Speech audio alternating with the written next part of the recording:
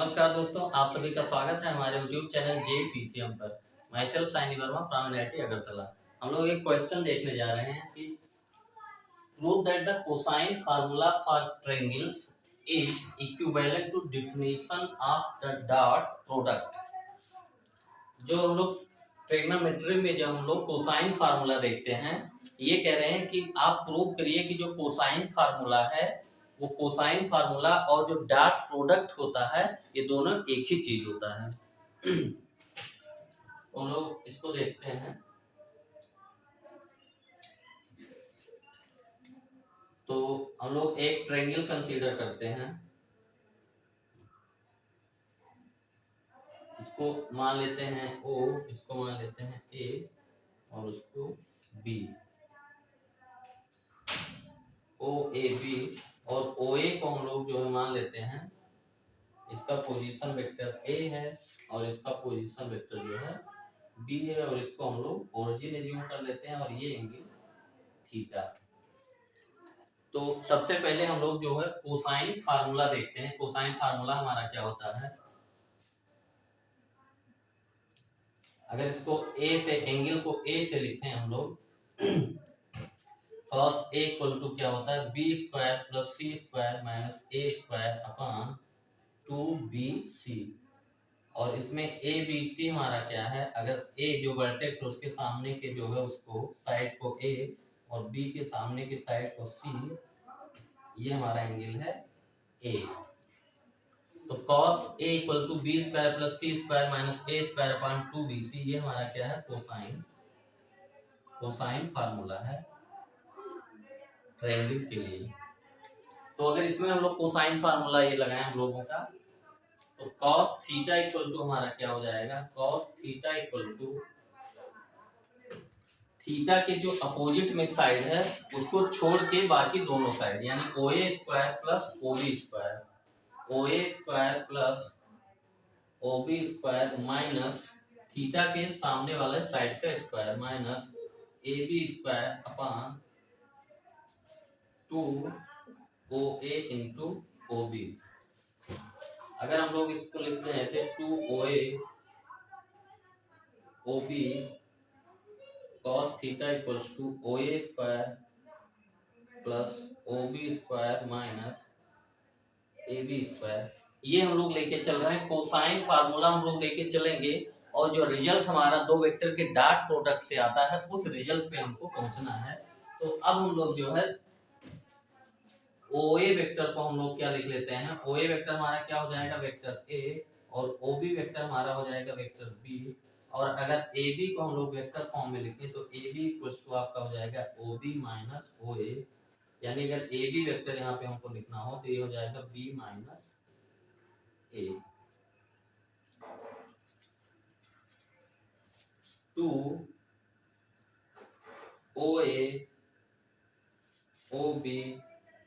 cos theta equal to OA square, हम लोग इसको क्या लिख सकते हैं, OA वेक्टर का स्क्वायर प्लस OB वेक्टर का स्क्वायर माइनस AB को हम लोग क्या लिख सकते हैं, OB माइनस OA का मॉड का होल स्क्वायर, क्योंकि AB हमारा क्या है OB माइनस OA के मॉड का होल स्क्वायर। अब हम लोग इसमें आगे थोड़ा बढ़ाते हैं, 2 OA OB cos theta equals to ये हमारा हो गया vector A square plus vector B square minus vector B minus vector A का होल स्क्वायर। और 2 OA को हम लोग क्या लिख देते हैं, यहाँ पे OB भी है, OA OB cos theta, OA हमारा मॉड A है और OB हमारा क्या है मॉड B है। अगर OA लेंथ की बात करी जाए, OA वेक्टर का जो लेंथ होगा वो हमारा क्या है मॉड A और OB वेक्टर का जो लेंथ हमारा क्या है mod B। 2AB cos theta equal to mod A square plus mod B square minus, अब एक जो है रिजल्ट का हम लोग यूज करते हैं, या ऐसा कहिए कि अब हम लोग जानते हैं कि B minus A dot B minus A, ये क्या होगा, किसी भी वेक्टर का उसी वेक्टर के साथ डॉट प्रोडक्ट क्या होता है, उस वेक्टर के मॉड का होल स्क्वायर, क्योंकि हम लोग जानते हैं a dot A equal to क्या होता है, मॉड a का स्क्वायर। तो इस रिजल्ट का हम लोग यूज करेंगे b माइनस ए के मॉड का जो होल स्क्वायर है, इसको हम लोग लिखेंगे b minus A dot b minus A. यहाँ पे हम लोगों ने किस इंफॉर्मेशन के यूज किया कि कहीं पे अगर आपका मॉड ए स्क्वायर लिखा है तो हम लोग इसको लिख सकते हैं vector A dot vector A. तो two A mod B cos theta equal to A square plus B square minus, ये हम लोग डॉट प्रोडक्ट करते हैं तो डॉट प्रोडक्ट डिस्ट्रीब्यूटिव होता है, तो बी से एक बार हम लोग कर देते हैं तो हो जाएगा B dot B minus B dot A minus A dot B,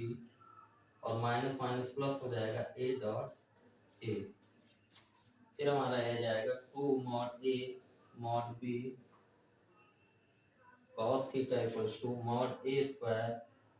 plus mod B square minus B dot B हमारा क्या हो जाएगा, mod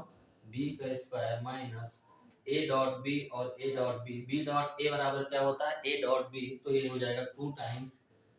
A dot B plus A dot A हमारा क्या हो गया, मॉड ए स्क्वायर। इसमें हम लोगों ने किस टर्म का यूज किया कि A dot B equal to क्या होता है आपका बी डॉट ए, कम्यूटेटिव होता है ये, एंड ए डॉट ए हमारा क्या होता है, मॉड ए का स्क्वायर।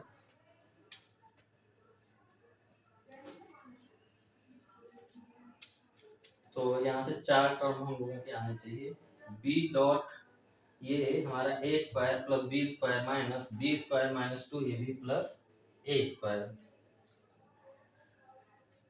ये ए डॉट ए स्क्वायर है, अगर हम लोग यहाँ पे माइनस से भी मल्टीप्लाई करके लिख रहे हैं तो ये हमारा क्या हो जाएगा, माइनस हो जाएगा, क्योंकि यहाँ पे प्लस और यहाँ पे ऑलरेडी माइनस लगा है। अब हम लोग इसको देखते हैं, ये माइनस ए स्क्वायर मिलके 0 हो गया, और plus B square minus B square मिलके 0 हो गया। तो इसमें हम लोग जो है एक पॉइंट थोड़ा और बढ़ाते हैं किस पे,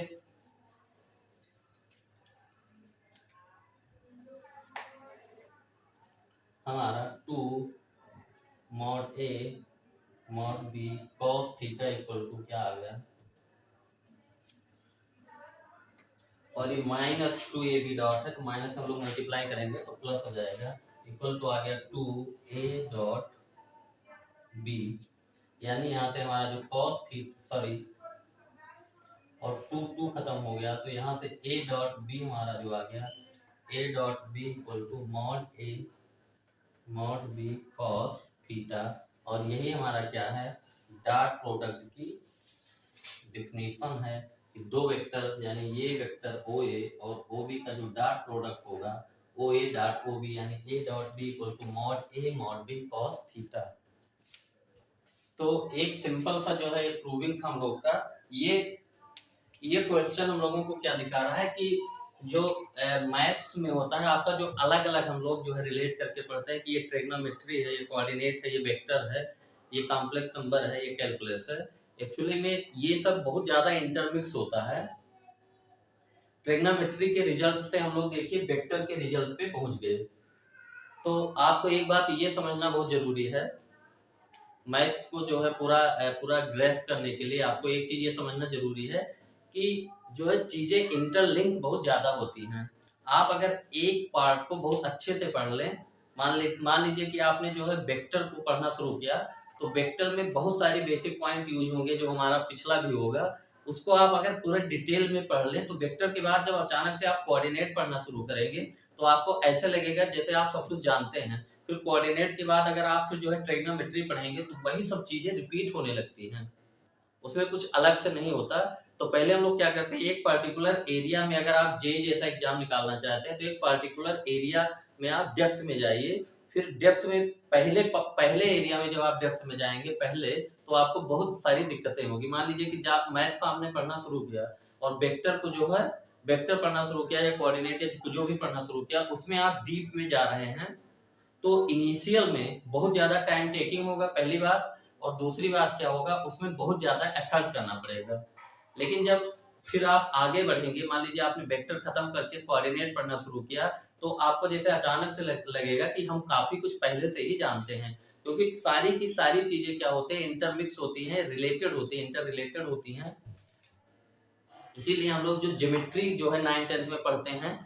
उसी थ्योरम को हम लोग ज्योमेट्रिकल मेथड से प्रूव करते हैं, उसी थ्योरम को हम लोग वेक्टर मेथड से प्रूव करते हैं, उसी थ्योरम को हम लोग कॉम्प्लेक्स नंबर का यूज करके प्रूव करते हैं, और उसी थ्योरम को हम लोग कोऑर्डिनेट ज्योमेट्री का यूज करके प्रूव करते हैं। तो चीजें वही रहती है, आपका बस क्या हो जाता है, उनको एक्सप्रेस करने का तरीका अलग हो जाता है। तो एक जो है एक पार्टिकुलर एरिया में आप डीप में जाइए, फिर चीजें बहुत आसान हो जाएंगी। और जो है दूसरी बात ये है कि जो है हम लोग जो क्या करेंगे, आप क्या करें कि एकदम जो है हर चीज को ओरिजिनेट करने की कोशिश करें। आपको डायरेक्ट जो है कोई दिमाग में जो है घुसाने की कोशिश मत करिए, उसको ओरिजिनेट करिए, उसका ओरिजिन देखिए कहाँ से निकला है, अंडरस्टैंडिंग डेवलप कीजिए। तो हम लोग ये प्रूव करने के बाद इसमें यहीं तक रहते हैं, इसके बाद में बात करेंगे।